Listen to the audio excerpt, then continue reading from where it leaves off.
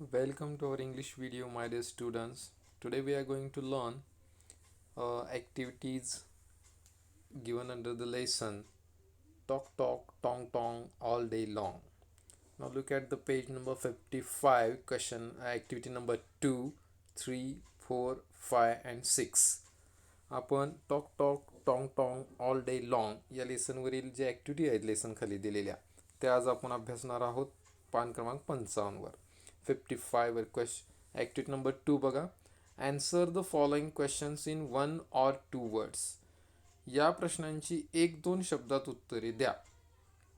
हे प्रश्नांची आपण आधी पाहिलेल्या तरी सुद्धा आणखी एक्सप्लेन करतो. मी फक्त मीनिंग समजावून देणार आहेत. ॲन्सर्स तुम्ही फाइंड आउट करायचे आहेत. A. Who lived between the blacksmith and the carpenter. लोहार आणि सुतार या दोघांच्या घरांच्या मध्ये कोण राहत होतं हे इथं लिहायचं आहे तुम्ही. Question number B. Who used a big hammer. मोठा हातोडा कोण वापरत होतं. C. Who used a small hammer. छोटा हातोडा कोण वापरत होतं. Question number D. Did the blacksmith shift his house. काय लोहारानं त्याचं घर बदललं का, शिफ्ट केलं का किंवा हलवलं का. E. Did the carpenter shift his house. सुतारानं त्याचं घर हलवलं का, पूर्वी होतं त्या जागेवरून. F. Was the minister happy at the end. कथेच्या शेवटी मंत्री आनंदी झाला का. Now look at the activity number 3. Listen carefully and answer the riddle. Listen carefully and answer the riddle.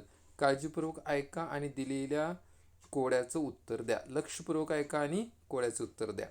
आता कोड काय आहे बघा. 2 कोडे दिलेले आहेत. एक ब्लू कलरमध्ये आणि एक पिंक कलरमध्ये आहे. बघा pots and pans and spoons and ladles. भांडी, तवे, चमचे आणि वगराळे, पळी इत्यादी.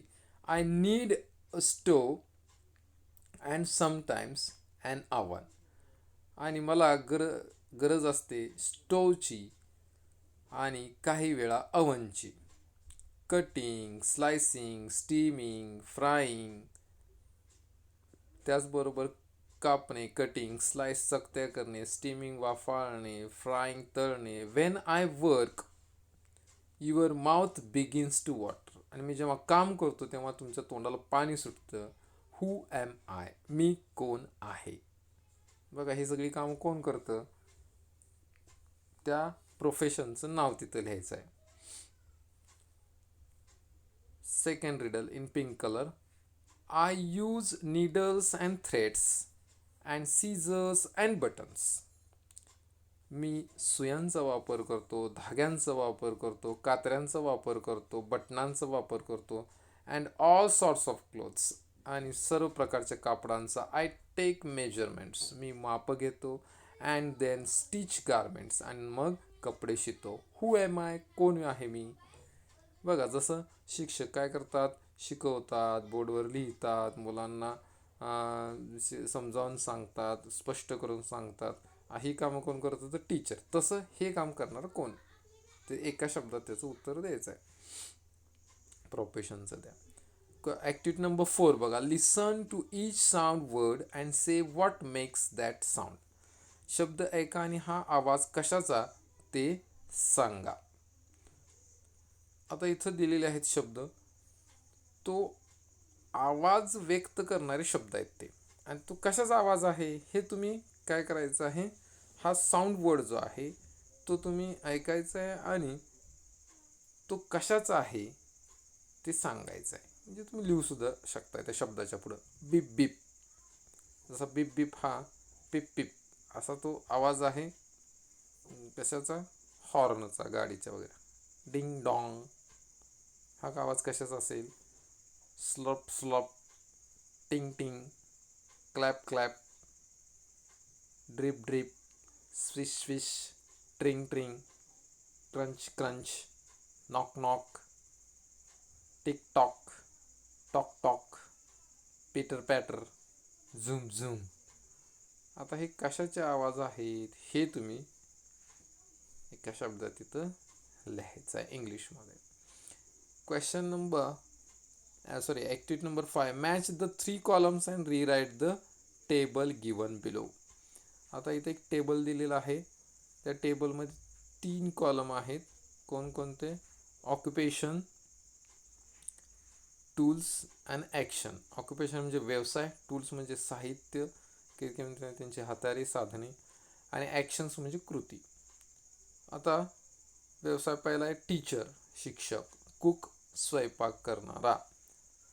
टेलर, शिलाई काम करणारा, शिंपी. आर्टिस्ट, कलाकार. मेकॅनिक म्हणजेच काय तर विविध यंत्र दुरुस्त करणारा, तयार करणारा, दॅट इज द मेकॅनिक. आता टूल्स, टीचर. एक एक्झाम्पल आपण सोडून घ्या बघा. टीचर, आता टीचर काय करायचं, आता इथं जे टूल्स अँड ॲक्शन्स दिलेले आहेत ते जम्बल्ड ऑर्डरमध्ये दिलेले आहेत, म्हणजे वर खाली दिलेले आहेत. आता ते तुम्ही जुळवून व्यवस्थित तो टेबल पुन्हा लिहून काढायचा आहे वहीमध्ये. टीचर, टीचरना कोणकोणते टूल्स लागतात बघा. अगदी लास्ट रोमध्ये आहे टूल्समध्ये chalk, board, duster, pen, computer. हे झाले टूल्स. ॲक्शन्स, कोणकोणत्या कृती करतात ते, तर सेकंड रोमध्ये आहे बघा ॲक्शन्सच्या. Write, read aloud, explain, show, ask questions, test, examine, correct, help, encourage. Second cook. कुकसाठी आता टूल्स कोणकोणते असणार आहेत बघा. कुक्स काय करतात, स्वयंपाक करण्याचं काम. त्या पुढंच दिलेले आहेत tools. Pots, pan, stove, cooker, knife, spoons, grinder, mixer. हे जे ते टूल्स झाले. ॲक्शन कोणकोणती करतो आता तो.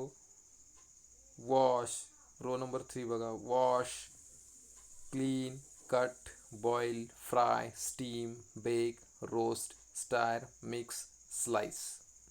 स्टायर म्हणजे ढवळणे, हलवणे. टेलर, टेलरसाठी कोणकोणते आहेत बघा. रो नंबर 4 बघा. Scissor, tape measure, thread, needle, sewing machine. हे टूल्स झाले. आता ॲक्शन्स कोणकोणत्या करतो तो. लास्ट रो बघा.